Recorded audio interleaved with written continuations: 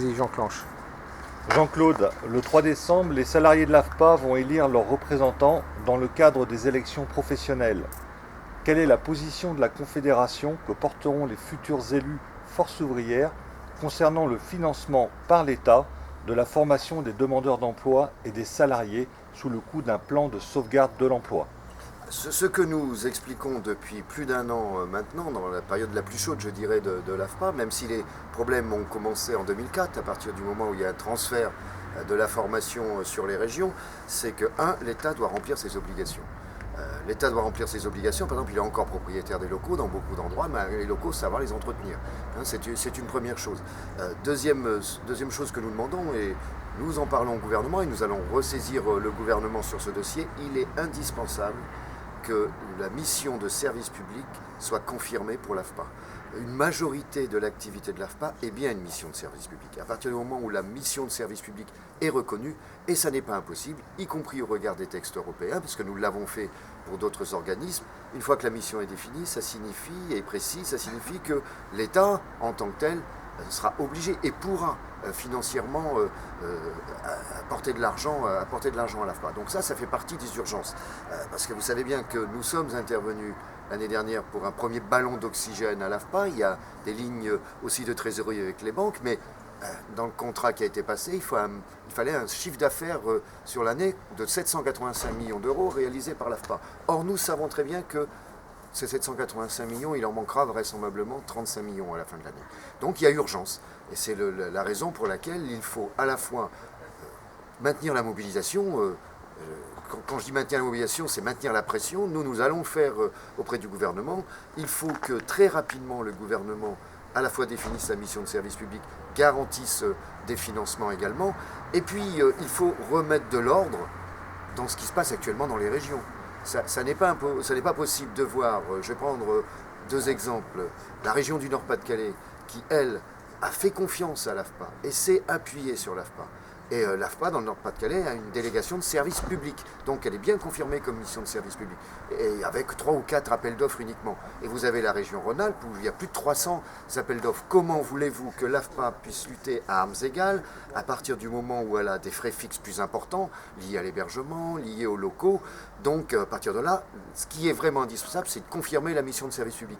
Et si ça n'est pas fait, ça veut dire si le gouvernement ne le fait pas, alors je pense que, mais on vous le dira, et le syndicat décidera, mais si on n'obtient pas satisfaction, il faudra engager un vrai rapport de force si l'on veut sauver l'AFPA. Ce n'est pas simplement pour les 8000 personnes qui travaillent à l'AFPA, c'est aussi pour tout le public concerné par les formations de l'AFPA, que ce soit des demandeurs d'emploi ou d'autres salariés. Dans le cadre des négociations sur la réforme de la formation professionnelle, quelle est la position que défend la Confédération Force ouvrière sur le rôle que doit jouer l'AFPA au niveau national?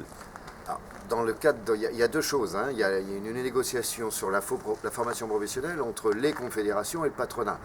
Là, ça ne porte que sur le congé de formation, etc. Ça ne touche pas l'AFPA directement.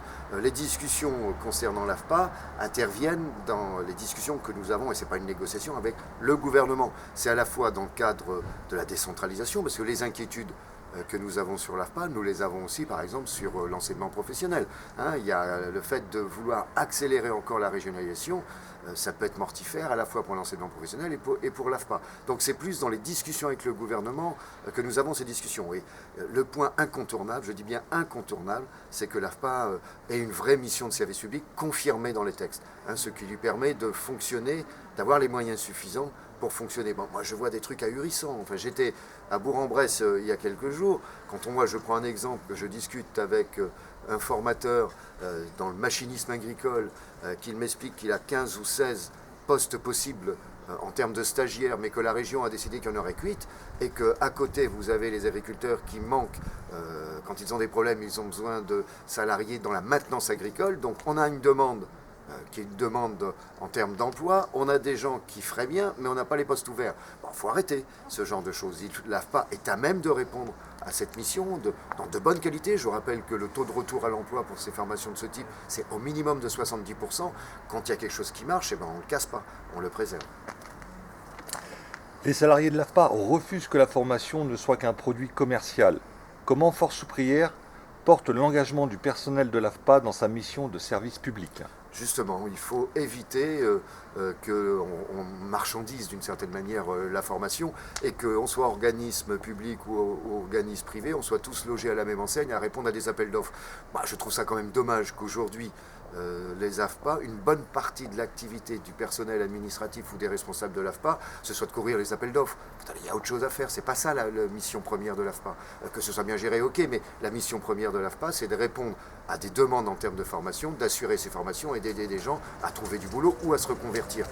Et tout le temps, toute l'énergie qui est perdue à répondre des appels d'offres sans être sûr que 3 ans après on les aura encore, c'est quand même de la gabegie.